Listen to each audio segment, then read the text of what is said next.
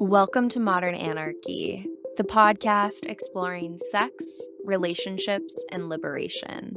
I'm your host, Nicole. I tried to keep her quiet, but she's screaming inside of me. I tried to keep her hiding, oh, shut up. I tried to keep her quiet, but she's a wild, wild woman. On today's episode, we have Juliet Barrett. Join us for a conversation about inviting more curiosity into our lives.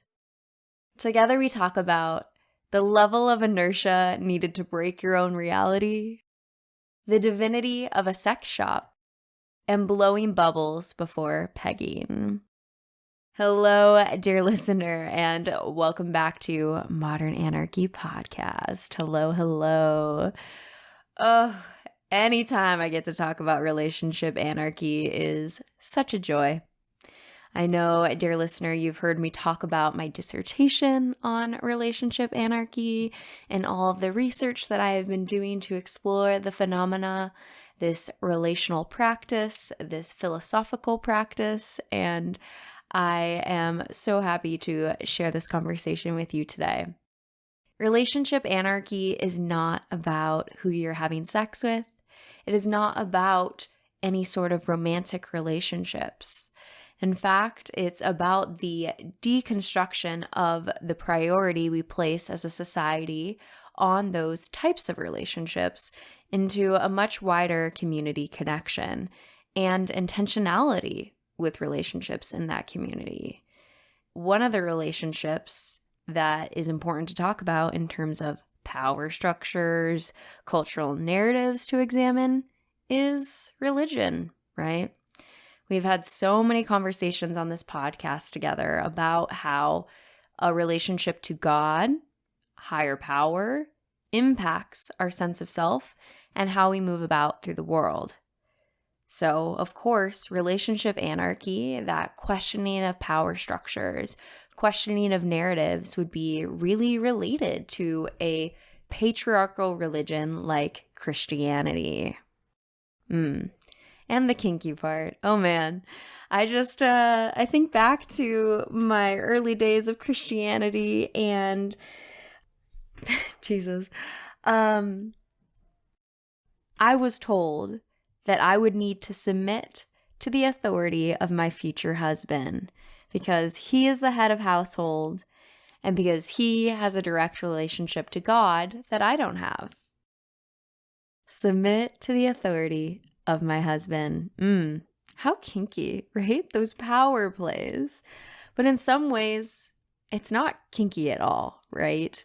Last week's intro, I was talking about the deeper question of free will. Is there free will in purity culture when you're surrounded by these sort of beliefs and these cultural narratives, ones that were inherently harmful for me, inherently harmful for Juliet? And go back to my conversation with Dr. Rachel Smith, right? The grooming of purity culture. Is there free will in that? Was there choice? And without that, can you consent? So I would say Christianity is not kinky because there was no consent in that power dynamic. And kink is all about the juicy, beautiful play of consensual power exchange, right, my friends? And so, but for the episode and for the joy of the bit here, right, we talk a little bit more about the ways pain was really sensationalized within these narratives.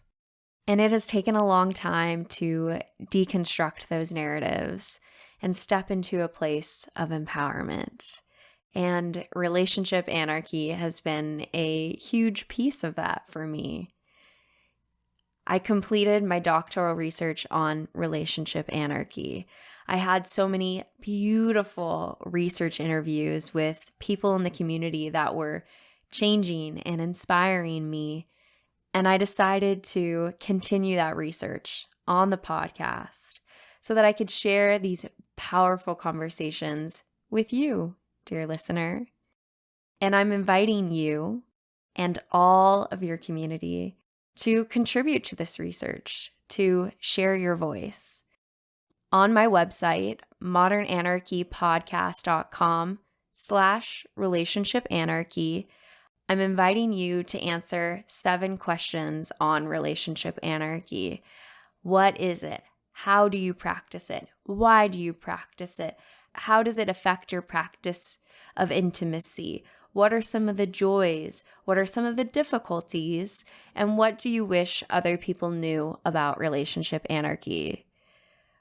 Oh, dear listener, I am getting so many responses on this form, and it is such a joy to read how you practice relationship anarchy, how you define it, why you do this practice. It is inspiring to me to get these responses each day, and part of the invitation to continue the research is the opportunity to have a one-on-one conversation with me where we flesh out these details more. And then select interviews will be a part of a series on relationship anarchy. Dear listener, I have already recorded about 4 or 5 of these special series interviews that I'm going to be sharing with you this year. They are so inspiring. I am being changed by each one of them, and it is why I wanted to pull this research into the podcast. I was just having so many good conversations with my dissertation that I couldn't share with you because of the ways that you conduct research in an academic institution. And I wanted to have my own citizen science space where we could all contribute to this and have a much larger community conversation. So if you're interested in either writing some answers out or joining me for a one-on-one conversation to be shared potentially on the podcast as part of this series, then head on over to modernanarchypodcast.com/relationship anarchy. I have in the show notes the link right there for you, so you can head on over and stay tuned. This select series of relationship anarchy research interviews will be coming to you soon. And dear listener, before we dive into this episode, I want to invite you to listen to that voice that craves more for your relationships, that inner healing wisdom, your gut, the intuition that says more is possible, that calls you towards greater expansion, deeper connection to authenticity. I believe in the power of that voice and the soft whispers that can become a dance of trust and evolution. And of course, in that journey, it's quite messy, dear listener, let me tell you. But that voice gets louder and louder, and the pleasure more abundant and ever present. Dear listener, I love you, okay? Keep doing your thing. You're great. And together we will keep learning and growing in this space. And with that, let's tune into today's episode. So then the first question I like to ask each guest is, how would you introduce yourself to the listeners? My name is Juliet Barrett, and I am a lifelong creative artist who works across many disciplines to keep figuring out how to be a person. Yeah, fun. And am queer. I am also a lifelong student of growth. That's just a huge value of mine. Sure. That pretty much shows up in my artwork. It shows up in my day job at the plant shop. It shows up in the illustrations I draw, nature, and how to facilitate healing through the study of existence is a huge part of how I relate to the world. Beautiful. Yeah. Relationship anarchist, which Yes. we'll get to. Yeah. Polyamorous relationship anarchist reformed horse girl. Ooh. Is there a tattoo somewhere? No, there will be. There really? definitely Okay. will be. Yeah, that's got to happen sometime. Sure. And comedian. Right now, that's a big one for me. I would say blooming, budding comedian. Exciting. Hell yeah. Lifelong performer, but we're just starting to take life a little less serious. I love that for you. Congratulations. Yeah, it's you've got to heal from religious trauma one way or the other. Sure. Yes. What a segue. Tell me about it. Where does that journey start for you? And I want to invite you to take the full space, if that means from childhood, from wherever that journey starts for you. I'd be curious to hear more about that. Yeah. Yeah. Thank you. Yeah.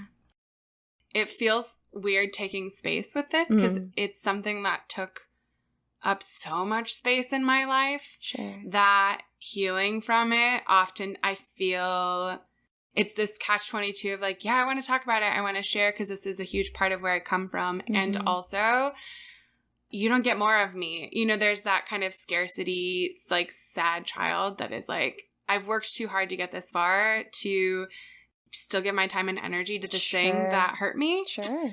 But I think I'm turning a corner and it feels really good to get to talk about it with you. So I'm excited about that.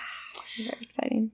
For me, religion and specifically like fundamental Baptist Christianity, which is a very specific version of Christian that believes that the Bible is literal. Ooh, I was there. Hence why it's called fundamental. Yeah. It is this idea that the Bible is inherently written as a manuscript for existence. Yeah. So everything's taken literally. So for me, I grew up in that culture both my parents grew up in that culture before me and were raised by families that also practiced that form of Christianity. So it really was it is the roots of my family and ancestral legacy. Unfortunately, I come from, people say this, but like a line of pastors, like that's kind of, if you know, you know. But actually? But actually. Yeah. Interesting. And I was a pastor's kid. Wow. Yeah, which is its own form of Yes, it is. Seclusion and culture in and of itself because of like the pedestaling that's involved. In modern culture, being a pastor's kid feels like you are on a reality show, like you're a reality TV show star, where like you're performing experiences and you're performing culture for people. Sure. But it's all curated. Sure. It's all a facade because perfection isn't possible. Right. And that's what Jesus requires of you or what the church requires of you, in the name of Jesus. And so that is like the stakes I was born into. And that's, my dad was a pastor till I was 11. So I was steeped in that culture. And then on top of that, the thing that I always like kind of double whammy just to give an example of like how disconnected I was from something that from this worldview. Yeah. Or how steeped I was is like I was also homeschooled by my parents. So I had no access to any other ideology than what was presented to me as true. Until I was like a preteen. I really went through life very secluded because I didn't go to school. I didn't have activities outside of the church. Yeah. And when I was at the church, I was working as a part of the kind of mechanics of making sure that chairs were set up and Bibles were put and just really labor. A lot of it was labor in the name of God, right? Right. And so I didn't actually have access to community or pleasure because those things weren't seen as a good use of your time, playing as a kid was like, you should be obedient and supporting your parents because we're following this ancient text, this patriarchal ancient text that's saying, you must be seen but not heard. Yeah. You must be silenced in order to be appropriate.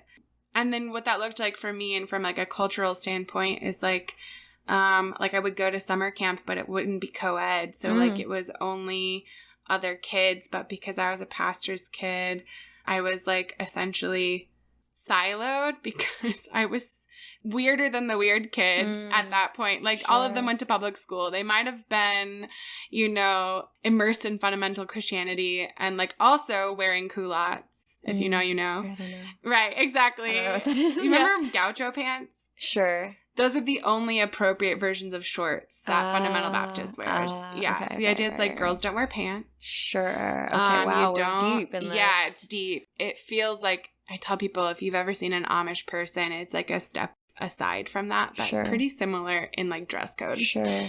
So like no co-ed swimming. When I swam, I had to wear like I had to wear a full shirt and a full like dress situation. Yeah, I almost went to Liberty University. I thought about going there, and then I had seen the massive dress code, and I was like, what? It's wild. Yeah. And that's considered liberal. Like, that is not... like, in the place I come from, those people are on the bad side. Yes. Shit. Jesus. Yeah, you were deeper in than I was. Oh, man. Man. Wait, so why did you consider going to Liberty? Because I was dating someone who was very fundamentalist, and so at the time I was influenced by their father, who was like, you should be going to Liberty. That's like where we're really teaching like the good stuff and getting away from the liberal agenda. So that is really close. You were really close. Yeah, I was really close. But I couldn't even do I mean, everything, I couldn't do a dress code. Are you kidding me? To work out? Like, I had to work out with wearing things covered. What were some of the things on the list? Jesus, I don't remember. I just remember knowing that, like, I was going to have to cover my shoulders or something to go run. And as a soccer player, I was like, are you kidding me? I've, like, grown my whole life, like, oh my God, running outside. You wear a sports bra and shorts? Jesus. You're going down. Yeah, that was not going to work. That's why that did not happen, honestly. Absolutely not. But that's crazy to think. You dodged. Oh, wow. Yeah, that's wild to think from your world. That is liberal and, like, slutty. Oh, yeah. That's crazy. No, I tell people, like, I grew up in a cult. Like, fully, like, you have no access to outside culture. You are indoctrinated with an ideology that's exceptionally oppressive. You are, you know, beholden to 2 or 3 male figures as a representation of truth, like just fundamental truth. Like, it really was brainwashing. Totally. And when you're also disconnected from even the people attending the church, but are seen as an example of those ideologies at their best, it's so extreme. It's genuinely, the deprogramming has taken me so much work and energy. And I mean, relationship anarchy has been one of the most healing tools for me. Mm-hmm. Mm-hmm. Do you want to say more on how? Yeah. When you have your autonomy so deeply rejected, growing up in a culture that says you are inherently flawed, you are inherently embarrassing, right? Your body is embarrassing to the world, right? Or the message that you are property, you know, property of God, that you are property of a spouse, you're property of the church, right? That like your time, your energy, your spirit is beholden to this greater power. It robs you of boundaries. It makes no space for independent thought, critical thinking. And relationship anarchy puts me in a place where I am constantly turning back to myself as sovereign and the power on what is true for me, and requires me to stay in relationship to that question so that I'm not letting all of that ideology control my growth. And I don't think that you can heal from something if you just run from it. And so for me, being in relationship to something that antagonizes that conditioning is the only way I'm actually going to deprogram myself from those from that belief system. Like just the deep shame. There's so much shame that comes in that culture. Just shame for existing, for joy. Yeah. I couldn't dance. I wasn't allowed to watch TV. I hadn't listened to something that wasn't jazz or classical music or a hymn until like 6th grade. Yeah. Like, Britney Spears was not an option. Damn, really? Absolutely not. Dang. No. I loved Britney Spears. Right? Yeah. I missed such, like, literally all of culture. Anytime, I always feel like such a fraud anytime I relate to something in culture. It's just come through so much hard work. Sure. It wasn't like I can say so many lyrics to like the Spice Girls, but like I didn't actually love the Spice Girls. Like the joy I have from them is more about the connection I get to have with you in the moment. Now, yeah. I couldn't tell you anything about the Spice Girls era. Like, I am so irrelevant to my own generational like touch point. Sure. I couldn't watch Harry Potter. That was witchcraft. So there were some lines here, but like Britney Spears was cool with my mom. I love that. Yeah. I love that for you. Did you end up reading? Like, no, is that, see? I never did. Okay. And so yeah, now I have like the whole Harry Potter connection. J.K. Rowling is a fucking TERF, so apparently I don't even know the whole story. I've only heard pieces. I'm happy for you. Yeah, I try to stay. That was like a happy accident from Mom. Yeah, totally. Wait, so was your mom Mormon, but you weren't? Like, my mom, how did that? Yeah, my sister converted when I was in college. Okay. But she was back home, my younger sister. And then her connection to the church drew more people to support my family when we were going through various hardships. And so then my mom like really got a lot of support from them and then converted and then is now a part. So then, my mom and my sister are both Mormon. And I would say I grew up pretty like non-denominational, but then dated someone who was very fundamental. And then that really like pushed things into it. And so with the Harry Potter thing. Yeah. That wasn't due to Mormonism from your mom? That was Christianity. That was just my mom's belief around, like, witchcraft and that being part of the devil and stuff. Yeah. What I think is interesting is, like, I've been in one of my, like, group psychology classes, like, I'm sitting around in a room with other therapists, right, in training, other psychologists in training, and we got onto the topic of religion, and I started talking about my fervor and the way with which you were talking about how much it creates shame and problematic things, and I would say, like, is a big source of, like, my connection to anxiety as a young kid. And I would love to say more on that.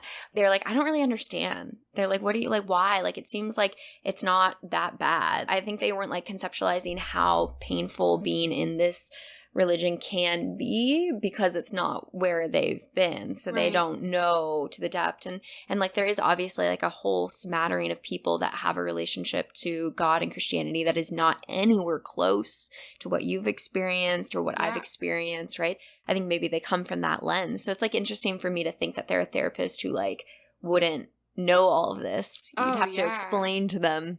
Yeah. And teach your therapist about why this is problematic, you know? Yeah. And like, I think I often find the most healing with people who just have been there. Done it. Yep, exactly. Because then there's just a common understanding of like the level of inertia it takes to break your own reality. Yeah, exactly. Like, that's how we get to relationship anarchy, because you just start deconstructing everything. Exactly. You're like, what is truth? Once you get the gears going, you can't slow down because it all starts to crumble. Yeah, it does real fast. And it also takes work to do that. It takes work. Yeah. And at a certain point, at least for me with religion, I was like, well, if this thing isn't true, like if everything I've been taught isn't true, what else isn't? You know, like it kind of put me in a fuck it or find out reality because, well, and for me as a kid, so what really crumbled that was that my dad as a pastor, I grew up as his pastor's kid, so restricted,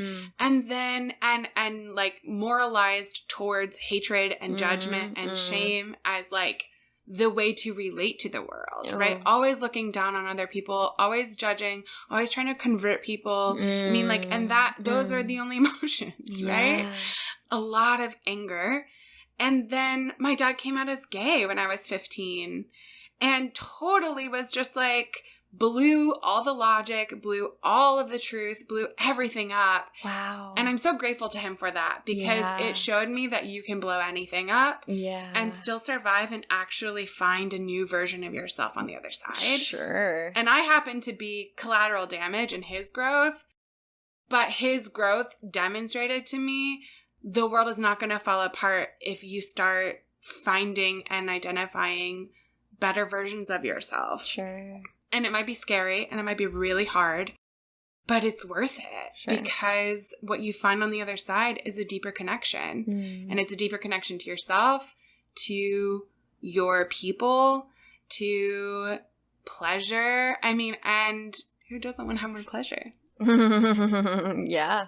I mean, honestly. Totally. It's just such a hard journey to go through.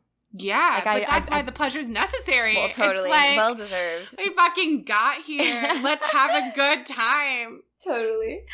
I mean, man, I'd want to talk to your dad too. And just he has a book. Okay, yeah. I can plug his book. Yeah, because I'm just like, ooh. It's like, it's not my story to tell. Yeah. No. But I mean, powerful. Because I mean, I don't know how you identify today sexually. Yeah, I identify genderqueer, gender fluid, trans, they, them, babe, with a kink for exhibitionism. Hell yeah.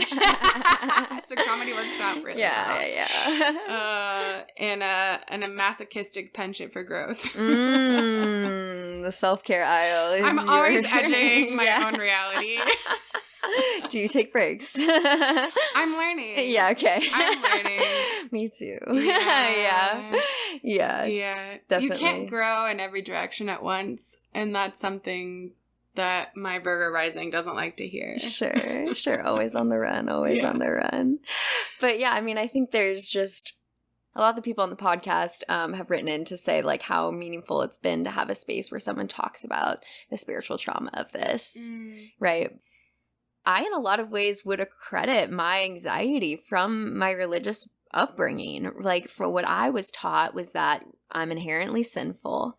I'm constantly going to sin, and I need to be watching my thoughts because there's, in a fundamental lens, right, it says that even thoughts of hatred is murder in the eyes of the Lord. Yeah. So then when you wild. Yeah, so when you read that, that means that even if you think about hating someone, you've committed murder in the eyes of God, which means you need to repent. And if you don't repent, you know where you're going? To hell, where you will be burned alive for all of eternity. And God forbid I die today and I have not repented to God. So that means that every single day I'm constantly in my head going, okay, did I say anything? Did I do this bad? Oh my God, oh my God, oh my God. Hypervigilance. Yeah. Talk about creating anxiety. Yeah. From a young age, I'm constantly scanning my thoughts for the wrong one that could send me to hell. Yeah. Oof. Yeah. Let's just take a moment for that. I know. I'm like, I don't like that. I don't like that. I would not teach a child that. No, I would not. You know? It just puts you in a constant state of fear. Yeah. You just learn how to oscillate in your fear zone, and that becomes your orientation to relating. Yeah.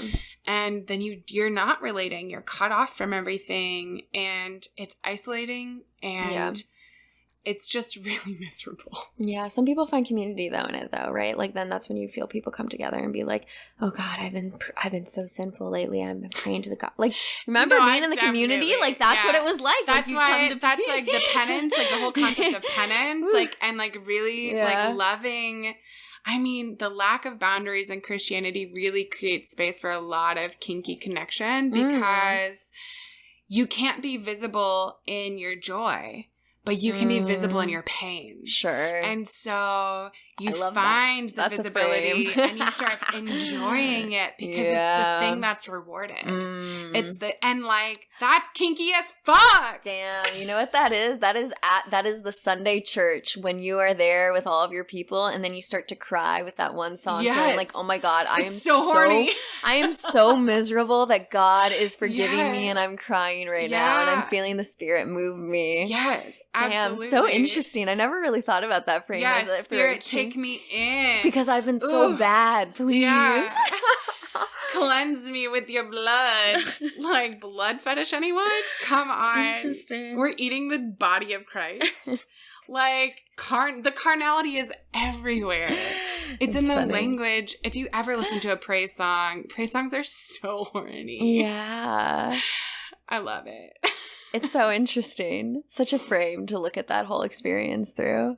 Yeah, I mean, to me, it's like how I cope with it. Like, that's my healing. Like, totally. kink has offered me a way to understand power dynamics. Sure. That, like, the power dynamics of, like, God and Christians, like, the absolute devotion is so kinky. Like, the dominant and submissive, like, the way the devotion is seen as being submissive is inherently submissive.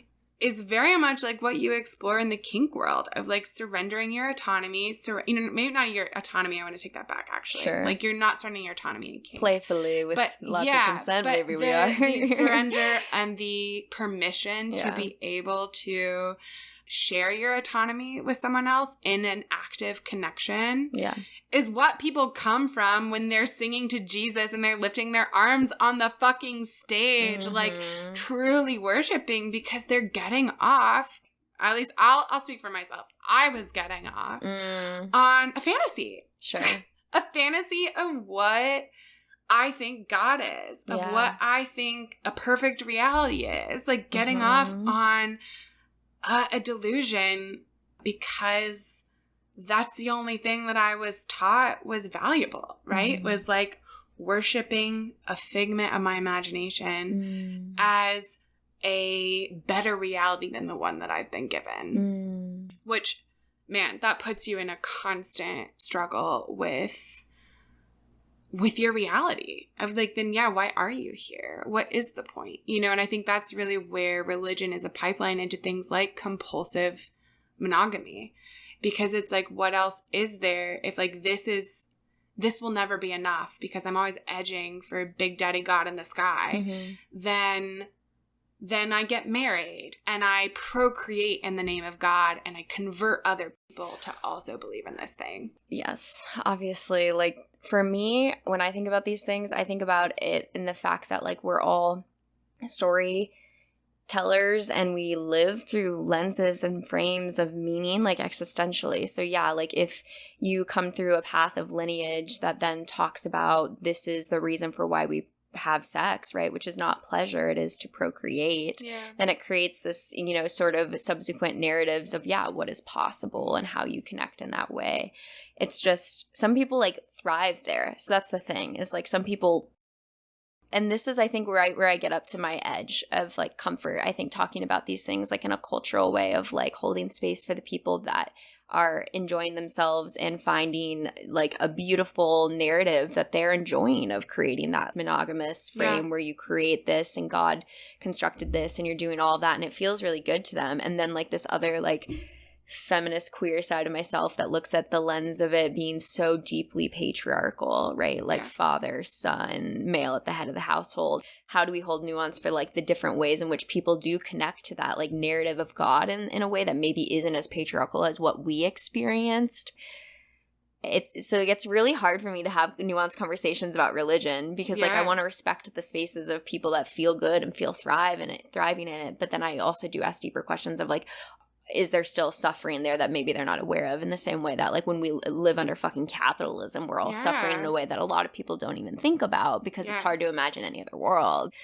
Oof, how do you talk about these things in a way? Everything is nuanced is usually what I end up hitting at. Everything is nuanced, people. Jesus. And I think also, like, I'm speaking from my perspective. Totally. I feel very strongly and I feel very convicted because I had really extreme experiences. Yeah. And I'm not going to protect anyone from my experience. Yeah. It also doesn't have to be yours. Totally. And it doesn't mean because I feel so strongly about mine that I'm condemning yours. Yeah. If it feels like condemnation, then my invitation is what feels true about what I said. Sure. Right? And if it doesn't feel like condemnation, then maybe we can connect over the really hard stuff, the stuff that is extreme, that does need to be pointed out. Because I lived my life being told to be quiet, and I lived my life not questioning and not, like, exposing things and being passive aggressive about what I saw was oppressive to myself, to other people. And part of my healing is speaking up about it because that is where I came from. And I still know that there are spaces like that are creating harm. And if it makes you happy, like, I went to college with this huge group of, I was still Christian in college. Same. yeah, it wasn't until after college that I just fully started questioning everything. But I needed that safety net in college. Yeah. And I found this really great community of people, and many of them, you know, had kids, like senior, you know, like married. I went to so many weddings and have found the kind of security that you're talking about in their lives. And I don't begrudge anyone joy or happiness. Right. But I do want to exist as a disruption to the idea that that happiness is the standard or guarantee for everyone. And that's probably the best way and to say that it. is the pressure, and that is the expectation that is touted to you by the religion, the practice of the religion. Yeah. So if you're not regularly disrupting that, I have a really hard time trusting what you call as happiness for something that I want to relate to. And that's okay. Your happiness can look different than mine. But then also, like, how does our oppression look different? How does our relationship to power look different? I think it's all connected. Yeah. One, thank you for sharing that. Your lived experience gives you positionality to call out some of the shit, right? Yeah. And that's always what I try to say, too, is, like, when I would get pushback from my classmates about this on this sort of stuff and, like, cultural context, I'd always be like, I don't know, but from my experience, I went through shit, right? So, like, being able to name that with that passion is so needed. Not that I should be here to deem anything ethical or unethical, to be very clear, but like this idea of when someone's in a religion where it's inherently unsafe to be gay, do we have the right to condemn it? Because we know that inherently there'll be a chunk of people who are gay in that population who aren't able to be themselves because of that? Or do we sit back culturally and just say that's their culture and they get to do what they're going to do? Well, I can't speak for the culture because I am of no, like... Yeah. I can speak from, and this is where relationship anarchy actually takes a lot of pressure off of me to have to be with the culture. I have to be working from my place of autonomy, and one of my values is compassion and generosity. And a huge part of that is because I need that for myself. If I'm not giving that to you, I'm not giving it to me. Yeah. And I certainly didn't fucking get that from God. Sure. Or what I was given as an example of what God looked like.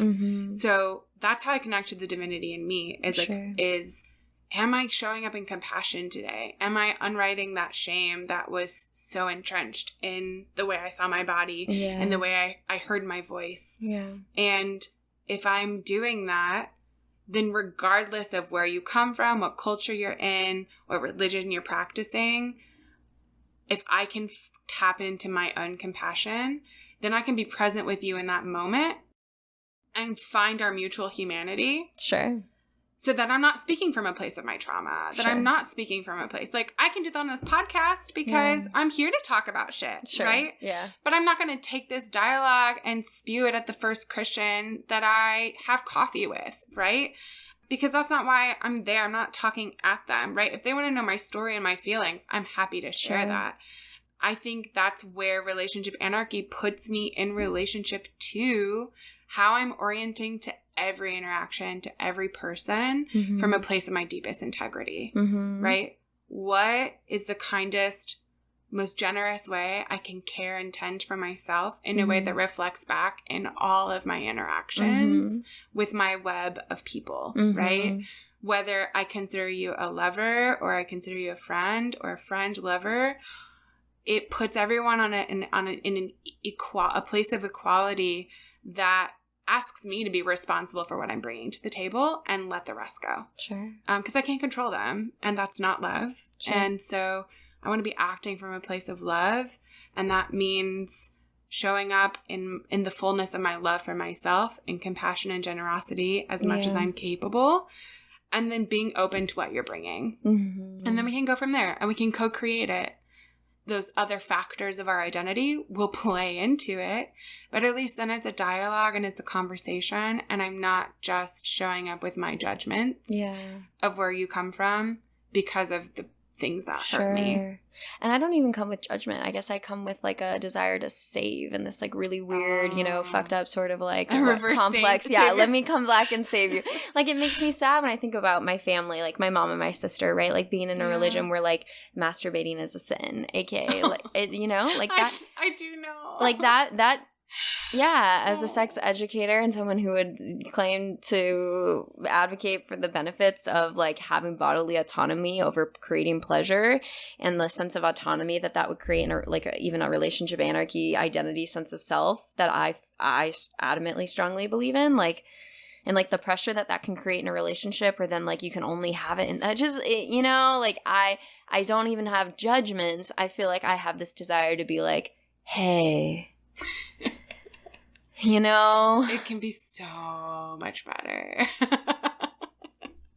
But then that's right? shitty to say better, right? So then that's why I'm like, yes. So that's where I'm like, culture. It puts you in a place of disconnection. It puts you in a place of disconnection because you're inherently rejecting. And to me, that's judgment. Like condescension is judgment in my mind, even if it's kind. Like if it's trying to come from a place of like, what we would say, like, good intentions. But I disagree, because then, like, what's my job as a therapist? When I see things that are harmful and I'm like, hey, it's not condescending. You're being paid for that. Yes. I'm being paid to give love. And there's a direct consent dynamic. That's true. I do think that, like, in life, though, we can see things maybe that other people can't see about themselves, right? And like, oh, for sure. And that's the tricky thing. But yeah. But like, do you have the trust in the relationship developed to be able to speak into that? Well, the reality is that, like, coming to my sister and being like, hey, that shouldn't be a sin doesn't land. You know, that's not. Right. That's not. Well, because it's a statement. Yeah, exactly. It's not a point of connection. No, exactly. So that's why you just build a relationship where there's a safe space to talk about it. Well, that's why I think values are so much more interesting to talk about than, like, even the word relationship anarchist. Sure. Anarchist. Yeah, go ahead. Or the term relationship anarchist, it rejects all conformity, and also it invites, anytime we claim an identity factor, it invites assumptions. Sure. It invites projection. And that's fine. Like we use it just as like a way to ping and get an echolocation back that hopefully resonates a little bit deeper. Yes. But we can't rely on the buzzwords to do the work for us. And so I don't often first identify as a relationship anarchist because I'd rather just show you how I work. I'd rather just show up in love. I'd rather just show up as a person who wants to invest in you or is open. I'd rather show up in my boundaries and communicate that and just like teach you through how the fuck I am. Right. Before we even get to the language, because I have found so many, and what I've learned through past relationships is like language doesn't mean anything if the values aren't in common. Oh, totally. So like with your sister, I'm like, okay, yeah, forget toys, forget all of that. But like, how do you all connect over pleasure? What's something that you can do together that brings pleasure that you can mutually just connect over, like, but isn't pleasure great? Sure. So how do we find another way to that same feeling? Yes, absolutely. And then continue to go from there. Because, like, I remember she did come to Chicago with me one time and we drove past the Pleasure Chest. Yeah. Yeah, and she's like, oh my God, is that a sex shop? And I was like, yeah. She's like, can we go in? I was like, yeah, we can. Yeah, so, like, you know, all the drops are there, you know. I have introduced many people to their first sex shop. That's good. That's divine. See, that is divine. I continue to try to step into a space of seeing my eroticism as deeply spiritual. Oh, it is a part of my, like, life force energy and how I feel. Like, when I'm deeply connected to my erotic, I'm usually in a playful stage and I'm wanting to, like, engage with the world and, like, have interactions like that. And so, like, for me, I'm trying to continue to, like, reflect on the ways that I could understand that through, like, a truly divine lens of, like, you taking someone to a sex shop is like a portal that maybe they felt unsure of stepping into. And with your support in your relationship, they're unlocking parts of their psyche that maybe they haven't explored before. Yeah. Like that, I don't know. I find that divine in many different ways, but. How do you, when you said like, I forget the exact language you used, but I see, pleasure is deeply spiritual. Oh yeah, totally. I guess then, like, what does spiritual mean to you? Yeah, that's a good question. Well, because I definitely let go of religion, right? So I definitely knocked that one out, which is, like, structured and organized, right? So then for me, I spent a lot of time, like, thinking about what spirituality means. And then I reflected on that, like a Rubik's Cube, a million times. And then I was like, what if it was as simple as, like, the things that bring my spirit joy? Does it have to be more complicated than that? Mm-hmm. My spirituality is going to go see Maggie Rogers play, you know, a set, and I'm just in it. I'm having that. Or I'm dancing at Odessa, and I'm having this moment in the crowd where everyone's, you know, dancing to the beat and the music is over us, and I feel the quote-unquote spirit of the Lord. You know what I used to feel when I was at church listening to music, a little in the kinky realm of feeling shame about my life, but that same sort of embodiment of sensation and connection and meaning making, and I don't know, it brings my spirit joy. Like, does it have to be more complicated than that? I don't think it has to be more complicated. I think it's more like, how do you want it to provide meaning for you, right? And if joy is something that you want to get closer to, then associating that is a way to just essentially, I think I boil down spirituality to like deep presence. That's it. Just like with sex. Deep presence. Yeah.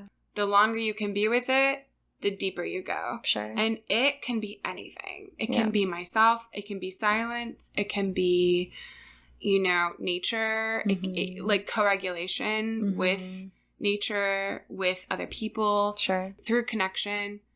Because also for me, like deep presence also invites being present with what's there regardless of whether it's positive or not. Like breaking this binary of like the spiritual bypassing of it all around. You can name that, yeah. That joy and happiness and pleasure are all like what spirituality is, right? Maintaining that is the point of spirituality. Stay in gratitude. Right. Exactly. And no shame to any of that. Like none of this is like contrary to, but what I've noticed for myself is that if I can just boil it down to deep presence, then I can be with whatever's there, whether it's like my grief and my joy and, you know, my pleasure. Yeah. Lots of conflict. There's actually a lot of conflict in deep presence because there's a lot going on. And I think the more I grow my capacity to be with my inner conflict, the more spiritual I feel because I can be present with it all and be in it and be with it without judging it, without shutting it down. But I do think that takes practice. And for me, that's where like the idea of spirituality has come back to like offering healing to me outside of my religious trauma is being able to return back to myself and be present in the moment and observe what's happening in me so that I'm able to choose how I'm in relationship to everything else. Absolutely. Right? Huge. Yeah. That deep autonomy, that deep presence. Because ultimately, my lens of the world is what I'm going to see. And I'm responsible for that. Yes. Yeah. That's what I've learned. Yeah. And continue to learn every day when we mess up, right? Exactly. Yeah. Yeah. For me, what also has been healing is like allowing then those things to become joy because I'm so used to the pain and I'm so, you know, like I've been there, like Westboro Baptist, that shit, like it's just pain and anger, baby. Growing a capacity for pleasure and for joy and for being able to be witnessed in those things is such a way to be connected to each other that I don't get a lot of, right? Like, yeah, you have to go to a concert, right? To be able to like, not to be able to, but socially, like where are there mass groups of people that are just jumping at the same time or the unity that it brings? I think that connection, more spaces like that are definitely where I find healing outside of ideology. Sure. Yeah, absolutely. Yeah. I'm always talking about how like the more we can be in connection to our body and our experience, the better we can show up with other people around us. So like being able to have that connection to like knowing how you're feeling, what somatic experiences are coming up for you during a conversation, you know, or something like that. And being so crucial to be in connection with other people. I even look at spirituality as when I'm cooking and I'm, you know, making my little art for the day, right? Like my cooking is my art here. And like, I guess this is kind of where like my yoga background comes in. And like a lot of what you were saying was reminding me of my practice of Buddhism, which I feel like I don't know enough about to speak about in any capacity. A lot of it being like presence and not necessarily judgment towards specific emotions. Presence. Yeah. Yeah. Do you identify as a Buddhist? I don't. I read books on it and I like Okay. it, but I've never gone. I don't know know what the box is to hop in to identify that, but I read books on it and I like it. Interesting. Mindfulness. I'm always talking about mindfulness. Mindfulness is like essentially a westernization of Buddhism, cognitive behavioral therapy, and the whole like they're like, here's this practice of doing this, which like deeply has its lineage into Buddhism. So like when I'm talking about mindfulness, someone could say like I am doing that. I don't want to claim an identity that I haven't done enough like some sort of research to claim into, but I do teach yoga, and they have a lot of the similar sort of concepts around breath and presence, and then along with the sutras and stuff. So how does relationship anarchy play into like your yoga practice? Yeah, when I think about relationship anarchy, which should probably be a good idea to define like what we're each talking about with that, right? Because we'll have our own things with it. That's true. Which makes me think about my like dissertation research of like doing those sorts of questions. I believe that we grow in relationships. I believe that the self is created in relationships. So like when I think about relationship anarchy, I think about my connections to lots of different things. I try to like stay away from this like sense of the individual and come back to the reality that like the individual is created through relationships with other people. I do believe an individual exists that has like gone through an existential lineage. Like you have gone through a storyline that is very different than mine, right? At the core of who I am is created through all of the relationships I have, my mentors, my friends, my family, like all those people are the mirrors, right? That create who I am. So I believe that I'm created in connection, in relationship. Right? So something like yoga, just purely, just in general, when I teach yoga, I show up in a space and I lead an experience with other people in a room where we breathe and we have this, and like that creates a part of my identity. Like I see myself as doing this and having this experience with people, which is interesting. So then my sense of self is like created through that, which I always try to sit with. But I don't know, beyond that, we could also take the lens of relationship to self. It helps me to be present with my body and my awareness, and has like deeply benefited my sexual pleasure realm, like to be able to like build that practice. Because I'm always thinking that when I'm working with people who are like struggling to have good sex, it's like, well, like how long can I have you or ask you to sit in your body and just feel? Like how long can you sit in your body and just feel before the mind starts to race, wonder, go? And like usually it's little to none. Yeah.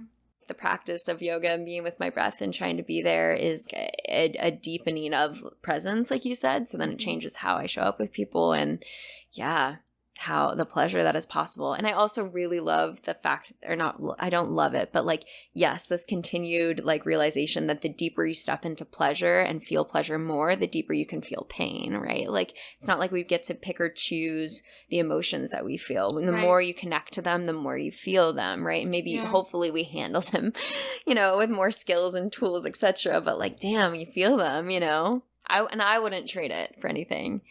No, the deepening for sure. I think grief is the biggest, has been the biggest teacher for me in that, of like, how do you find yourself when you feel so immersed in a single feeling? Yeah. But in the process of being immersed in grief, I found all the other emotions. And I realized that grief was actually just a knotted up ball of all the other emotions that I hadn't been feeling, and forced me to be in relationship to them, because the pain was so great that it unmasked any coping mechanism I had to hide from how to feel. Sure. And that surrender to me has been a huge teacher in how to be with the emotion and be with myself and find pleasure in that. Because if you do it long enough, you get bored and you're like, well, if I'm the only one here, I might as well have a good time. Sure.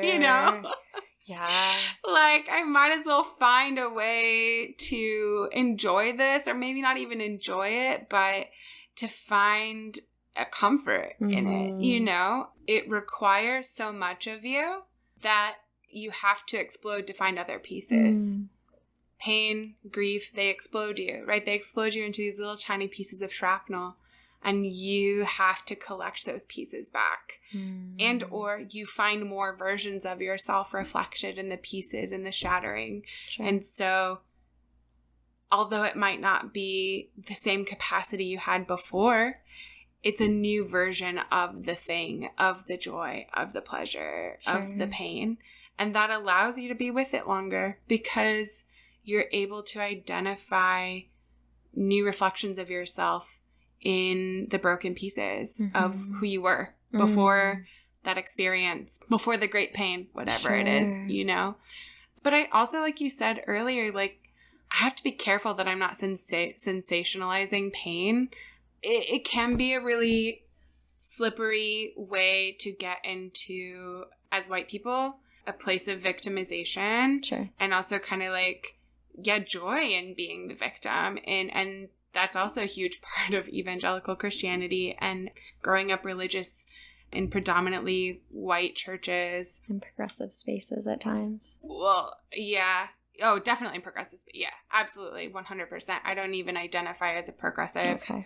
No, I definitely identify heavily radical. I don't even know the difference. What's the difference between the two, would you say? Well, that's the thing is, like, it depends on how people relate to it. For me, like, my radicalism shows up in my confrontation with the status quo. Sure. It shows up in my heavy belief in interdependence. Love that. As an orientation to healing, like interdependence or else. Relationship anarchy. Yeah. Yeah. Exactly. It's not just about who you're fucking. Yeah. For me, it's very much, with so much more about, like, what is my orientation to how I'm showing up in the world. Sure. Because that's my job. I got one job, and it's to be here and be me. Yeah. And the rest of it is up to interpretation. Sure. Yeah. So I think it all gets to be a grand adventure and a great experience. But if I'm always trying to, like, find my pleasure in the pain, I'm also looking for the pain. Yeah. That puts me in a place where I'm looking for the thing that I'm expecting. Sure. Right? I'm expecting the trauma. I'm expecting it. But then that takes it out space for imagination. Yeah, and play. And imagination and play is where we're going to find the world that we want to build, like abolition. Yeah. Abolition requires imagination. And if you're putting yourself constantly in relationship to your pain, then you are defining your reality as inherently existent through pain. And not only does that put you it can put you in a victim mentality, it robs your curiosity of what else, if not this, right? Like, if life doesn't have to be pain, then you're not questioning what else it could be, right? The joy, the pleasure, the curiosity of what else. Right. Which is maybe easier to escape from depending on, like, where you're at. Yeah. Where you're at to the proximity of the pain point, right? The trauma. Like, it's really hard to catch that when you've been in that constantly to even know that there's another space / like, what sort of pain are we talking about? Like, it's hard to, like, get into a space of even, like, disassociating from it if it's, like, constantly the society pushing on you. So, like, whatever sort of context we have it in, we have to have this space where we can acknowledge, like, the reality of pain and also the ability to dream and see a different frame, right? Yeah. Yeah, absolutely. Like, it's tricky. Yeah. You can find pleasure in the pain, but for me, it has to always be nuanced, right? Like, that's where I can only be responsible for me. Yeah. And so I know what I need to heal. I know my triggers. I know my traumas. I know the shit that I'm afraid of. And it takes a lot of work just to be with that. Everything else I can let go of and trust that, like, if I'm showing up in compassion and generosity, also, like, I have to be fucking messy to grow. You have to be messy. Yeah, well, that's what I was going to say. We don't know where all of your traumas are. No, I was like, you have to be willing to be messy. Yeah. And, like, and so that, if you can find joy in the mess and just be like, yeah, I'm gonna fuck up. I told you I hate that part, though. I'm a perfectionist. I don't want to mess up. Perfectionism is only a way to disconnect you from reality. Stop. I'm just kidding. Yeah, no, I know. I try. I'm working and on there's it. no fun or imagination in it either. I know, but I want to. I want love, and I have to get love by being perfect. No. I know. I'm working on it. This is the point where I'm like, we should go to the sex shop. Hey, I feel very confident there. It's when I'm doing co-therapy with, like, my supervisors in the room, and I'm trying to, like, do therapy with a therapy, you know, like your boss, and I'm just like, yeah. And I go silent, and I, like,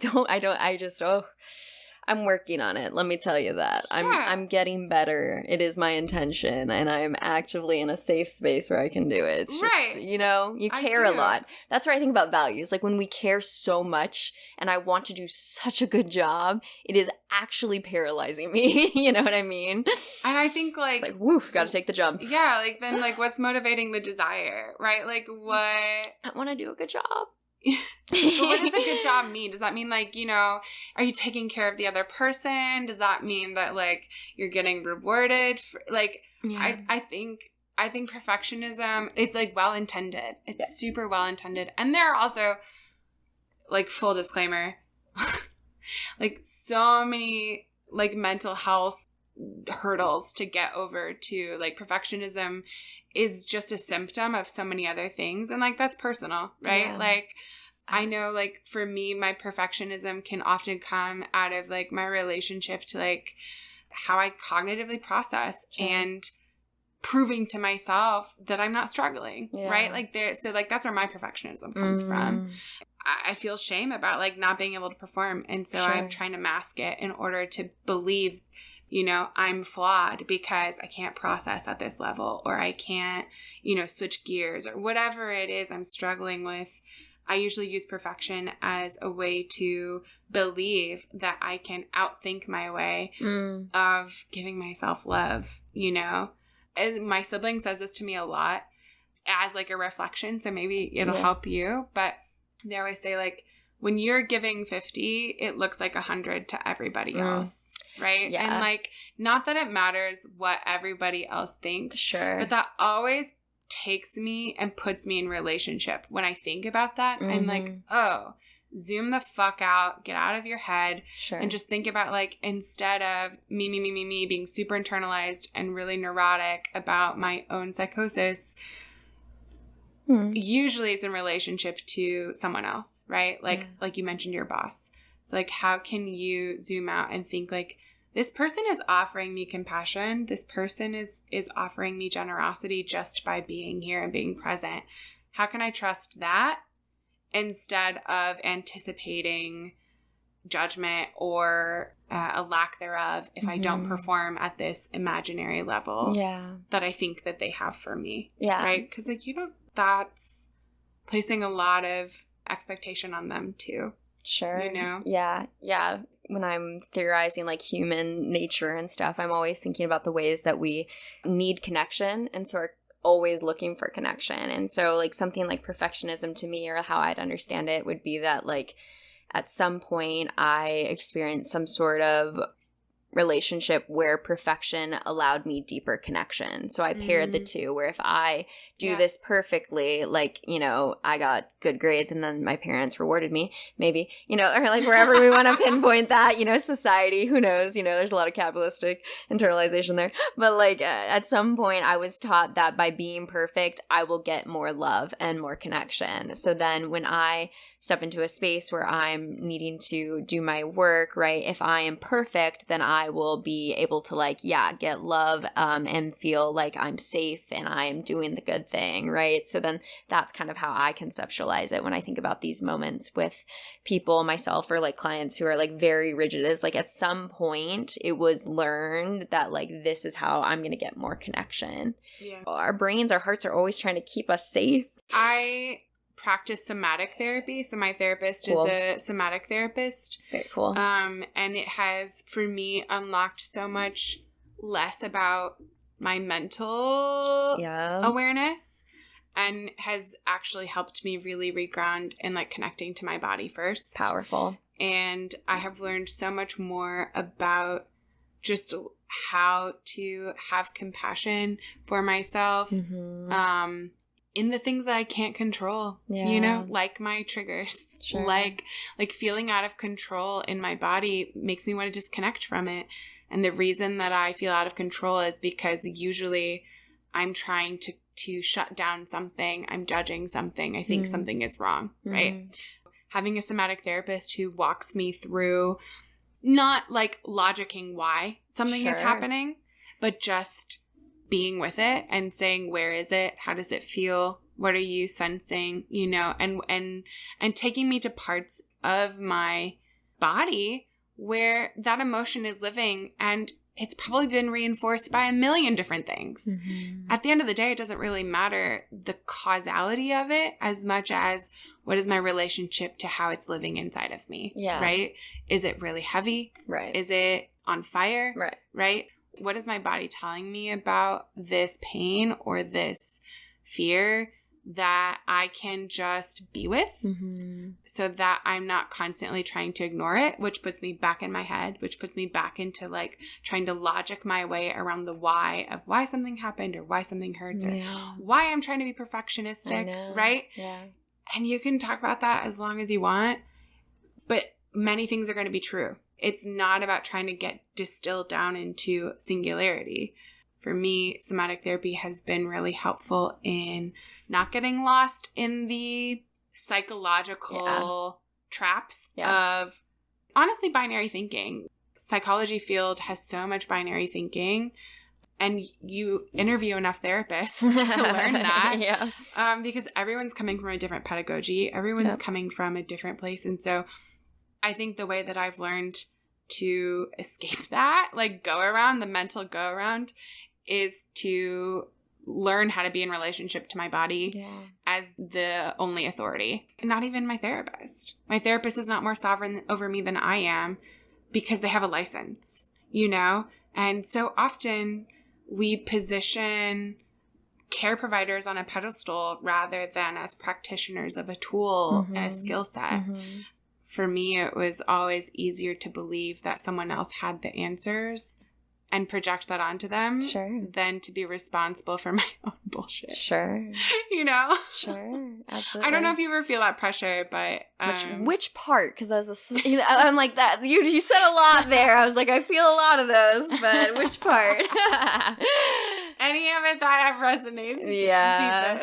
Well, I guess, yes, like I deeply believe in the need for the somatic, and I've talked so many times about how it's wild that my current training program has not a touch of anything somatic. I think it's, wow. Yeah, exactly. So, right, so like there's continued to be, like, because of the paradigm of psychology being so cognitive, right, and like whatever we try to think we know about neuroscience, which is not a lot, that's like the most body we get. We don't ever get classes about, you know, like how to regulate or work or guide people through that. So I'm always talking about that.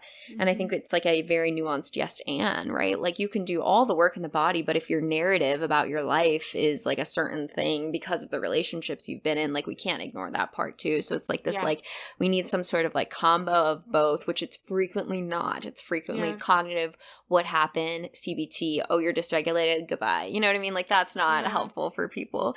But and like the idea of like worshiping and like I remember like really looking to my therapist as someone who like knew all the answers and like thinking that. And I think that's where I'm always trying to be like, I'm just a human. And it is true, like working in my job, it's constantly reflecting on things of human nature and helping people and thinking about things. So like when we live under capitalism, right, and the reality that like the majority of people don't have the time or space to think about these things, someone who does do this job spends a significant amount of time thinking about these things, which lends them some level of credibility, tools, perspective. However, it's always located within their own perspective, which is where the, you know, the ideas, the bias, the scariness can really come out. So it's like if you don't have a critical lens to your therapist, that's scary to me. That's really scary to me. Like, no, the authority resides in you, not the therapist. Jesus. And I think my therapist and I practiced talk therapy and somatic therapy. Very cool. And a lot of times, like when I explain to people, because a lot of people don't know what it is, and it's been so helpful to me as someone who was so disembodied, was taught to be disembodied through religion. Yes, there it is. I found that like, I can talk my way out of anything. Like I've talked my way out of therapists, right? Like I've had therapists go like, you got a good handle, kid, you know, like, just like, I can't, you know, you seem like you really understand and you really, you know, just like, I've had therapists turn me away and say like, you don't need this. And I was like, yes, I do. I have so much trauma. And that's when someone sent me to somatic. They were like, I think somatic therapy is actually where for you, like the bulk of the healing is actually going to work because you know, you can have an intellectual grasp of something. Like, it takes work to get there. But that, I had done that work I think that helps as a natural storyteller, as a performer. I spent a lot of time thinking about this shit, right? Thinking about my experience. Sure. And with a critical lens, with a creative lens, right? Like also thinking how to interpret it for other people, with other people. But through doing that, I think I really realized, like, you can only talk through something so much before you just gotta cry. Yeah. Or you just, and so what I love about therapists is that we get to a place where, he's tracking my body language as I'm talking. I try to do that. And then he's able to kind of prompt like, hey, I noticed this when you said this thing. Yeah. Do you think that we could be with that for just a second? Yeah. And it's always let's pause. Sure. It's never like, hey, stop what you're saying. I want to go in this direction. It's always an invitation of, would you like to investigate that? Or do you want to keep going on like your train of thought? Sure. And most of the times I like know that frame. I need to listen to him. Well, see, as a therapist, but I'm still choosing. On the other side, I'm like, I don't want to interrupt someone. Like, they're no, so, fuck that. Well, that's why I'm paying you. That's true. But like, is it? Because you know, I guess, yes. Yeah, to hold an awareness that I can't have of myself. Yes, my supervisor would tell me this. Well, but I'm trying to respect your divinity. You know what I mean? But also, like, yes, I do. Like, I like how your therapist framed it of like, hey, I noticed this in the body. Do you want to check in with it or not? Versus a therapist who comes in and is like, you need to check in. Do you see what's happening? You know, always an option. It's always a choice. Yeah, and it always puts me in responsibility. I'll take this into my work. This into my Shout work out next to Benji. week. Yeah, I told him, I was like, I hype you up all the time. Thanks, Benji. You've inspired I'm always me. Spreading the news. If there's anything, okay, fuck religion, but also like I'm a big fan of somatic therapy. Totally. Yeah. We've been working on play, like making play safe in my body, because that's something that I've How do you work on with. that in a somatic? I was just gonna say, so like in a session, we did one of my old theater games where it's just a mirroring exercise where you make a motion with a sound and then the other person has to repeat it and then build off of it. Yeah, and then we did that like just sounds and motions in our bodies for like 15 minutes. Was it in person or virtual? Oh, in person. Yeah, that would probably make a big difference, huh? It makes a huge difference. Yeah, I actually really love that. Yeah. Do you think that sex and play are related? Absolutely.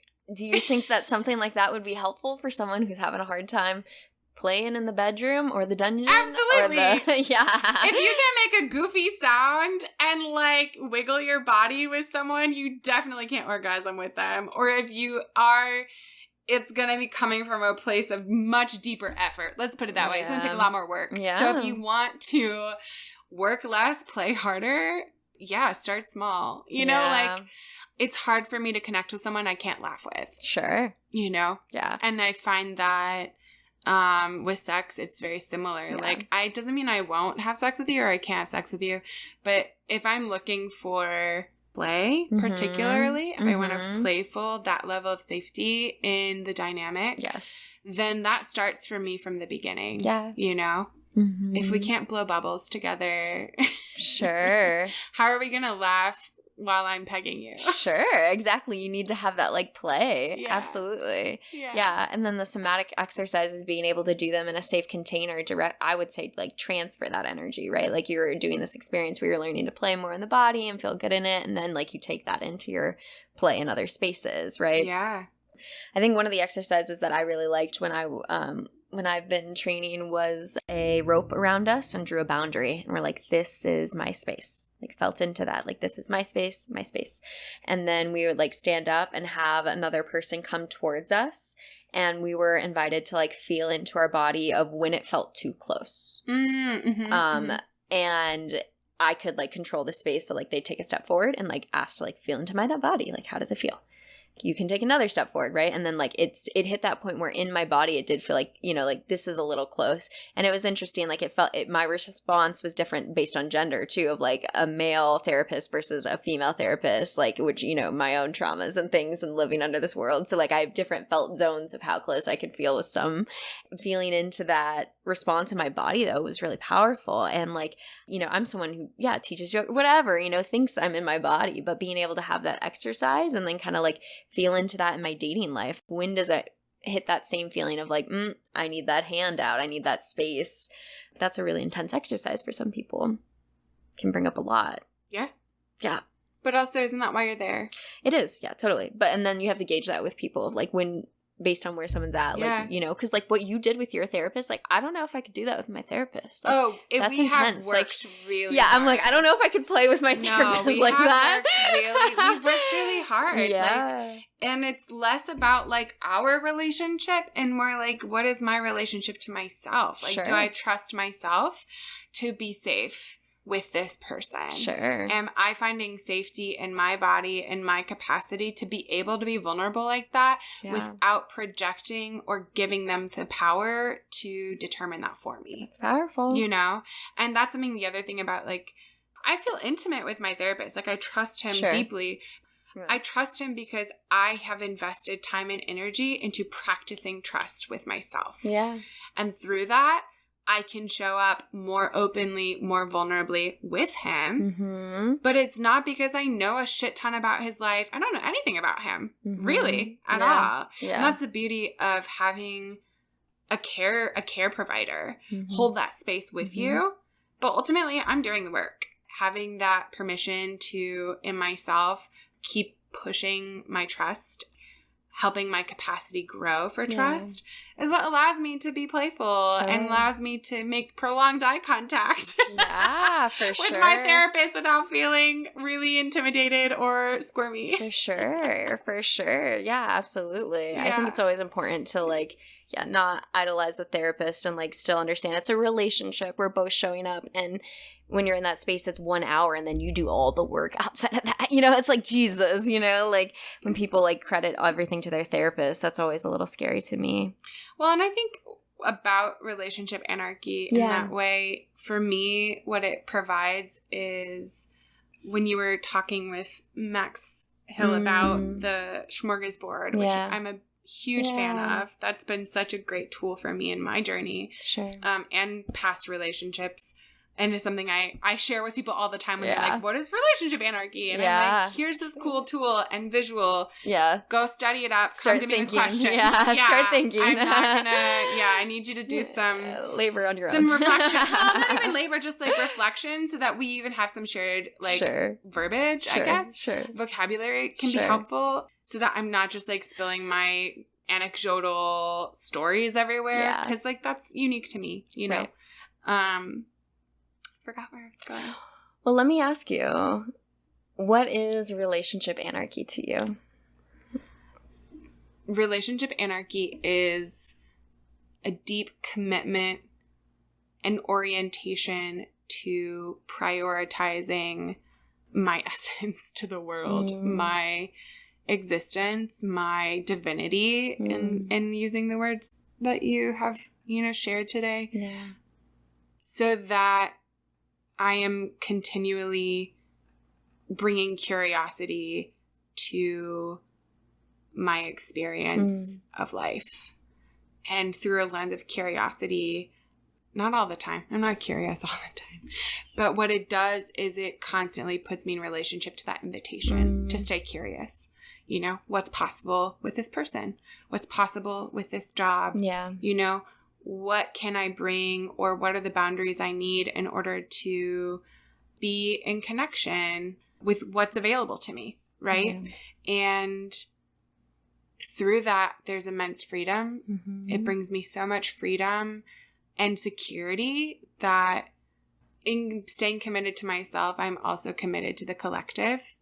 So I think with relationship anarchy, a lot of times there's this idea of like hyper individuality, but actually it puts me in deep curiosity about like always where is there opportunity for connection. Yeah. And the connection is where I grow. The connection is where I heal. It's where I discover pleasure and joy. And it's also where I live with the grief and the pain. It's in connection. And by orienting to myself, it reminds me of like all of the ways in which I crave connection in order to keep discovering, right? Yeah. And connection to not just people, connection to the land, connection to my city. I'm not enmeshed with anything, but I'm always practicing kind of this non-attachment, this like low expectation of return, because I'm just inherently practicing gratitude for the fact that I get to be in relationship to it in this moment. Sure. And in this moment, if I am finding my joy and my pleasure and my gratitude with it now, then it doesn't matter what happens next. Yeah. Because I've already received what I could now. Yeah. Which means that inherently the potential of possibility for the future is mine to discover. Mm-hmm. And that makes me excited about living. Yeah.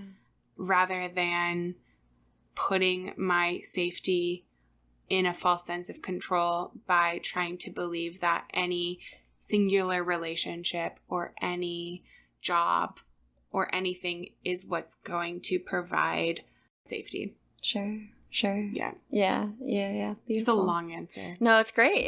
Every single anarchist I asked gave me like that when I was doing my dissertation research. It was like a long expose, which is exactly what, all of our hearts were deep thinkers. And we're like, yeah, so I'm all for it. It's also when someone's like, yeah, let's talk about it. I'm like, get ready. You're like, yeah, that's what every single research participant was like, oh my God, I've been dying to do this. And I'm like, let's go, baby. Because it means so much, right? Like it's a way to orient to life for some people, and a philosophical orientation, a political orientation. Yeah, for me, I see myself as created in relationships, right? Relationships to, other people, relationships to society, relationships to spirituality, relationships to, the ecology, right? Like all these things like create who I am.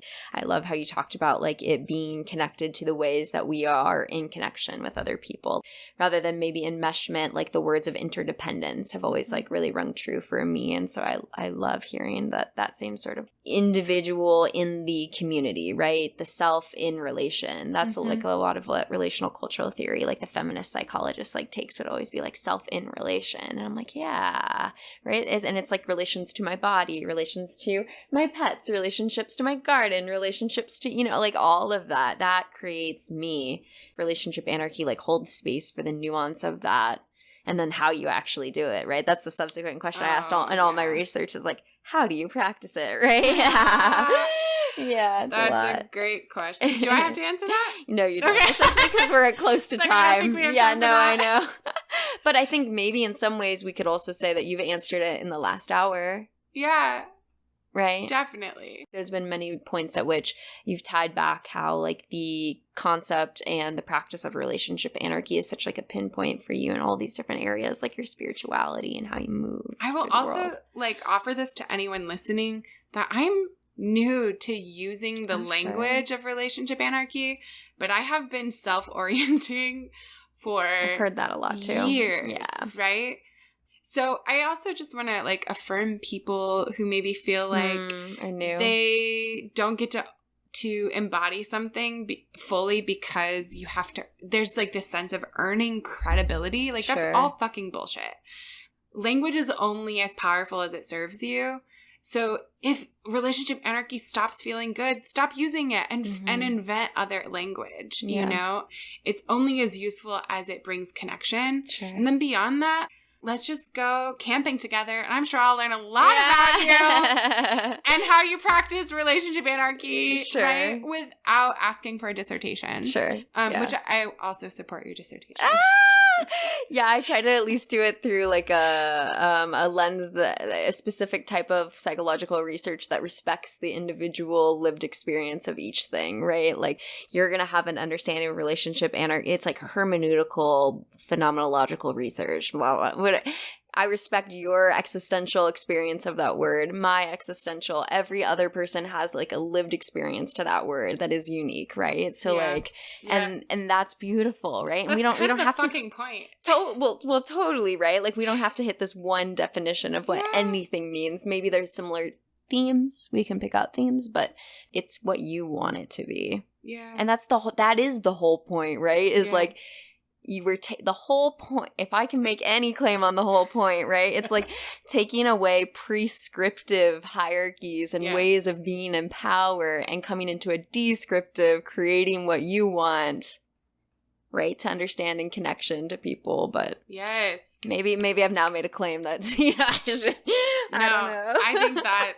I think I think we all can stand to be more curious about what we believe about ourselves. Sure. And in getting more curious, you find more layers. And as you do that, like, language evolves with you. Totally. You know, but you do have to get messy. Yes. You do have to fail.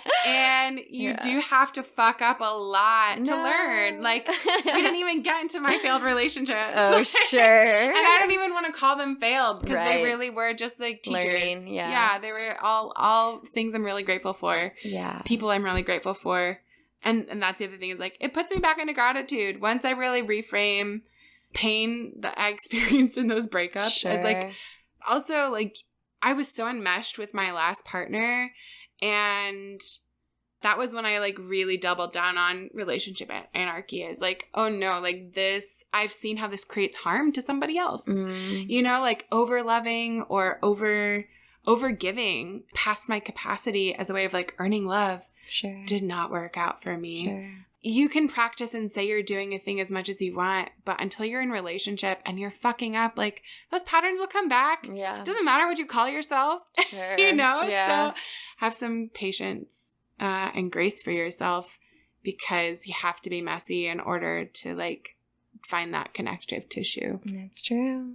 It's true. Growth is always messy. It's always messy, and that's, like, an inevitable piece of it. And, you know, part of the one question that I ask everyone on the podcast, right? What is it that you want to normalize? I'd be curious, like, how would you want to answer that, especially given what you just said about the messiness of growth? I wish people knew that the resilience is beyond anything you can imagine, and that you really do have the power within yourself to choose what serves you. You can trust that the more you listen to that voice, the stronger you'll become. And regardless of, like, what your circumstance is, you can trust yourself. You can. And it might be really scary, because if you're not used to believing that, it can be hard to find that voice. It can be hard to find that intuition. But the only way to do it is to practice. So you can trust that voice that's talking to you, that's saying, I don't know if I agree with that, or I'm attracted to this thing and I want to explore it more, or this person or this experience. You don't have to know the why to be able to believe that that gets to be true and that gets to be real. Yeah. Until you experience it and find the next thing that gets your attention and asks that little voice to speak a little bit louder. Yeah, your inner healing wisdom. Yeah. And if you are your worst critic, that's the tricky piece of listening to the voice, but the voice can also go the other way. It can. So that's the tricky piece, right? So it's like being able to, like, suss those two out, have support, whatever it looks like, to be able to navigate those two and, like, find the nuance of that. Yeah, that inner healing wisdom, that, like, piece that is always kind of guiding us towards our, like, expansion. Well, I think that's why curiosity. It's like, to me, curiosity is intuition. Yeah. Because it's the thing that's craving, it wants to know, what about this? Yeah. What about that? Expansion. Right. Exactly. It's craving expansion. And if that means you're curious about learning more about plants, or you're curious about learning more about polyamory or somatic therapy or Buddhism, that's the inner healing wisdom. Follow it. Yeah. Keep going, baby. Follow it. Yeah. Absolutely. You can trust yourself. Yeah. Beautiful. Well, thank you for coming on to the podcast and being so vulnerable and sharing about your journey and everything that relationship anarchy means to you. It's been such a joy to get to take up this space and connect with you and share some of the things that have helped, because I always think, like, man, I wish I would have had this when, you know? So that also is a huge part of, like, platforms like yours that I think are really vital and important, is like, I wish I had your podcast 5 years ago, you know? And I'm honored to get to be a part of it. Well, thank you for making it with me today. If you enjoyed today's episode, then leave us a 5-star review wherever you listen to your podcast. And head on over to modernanarchypodcast.com to get resources and learn more about all the things we talked about on today's episode. I want to thank you for tuning in, and I will see you all next week.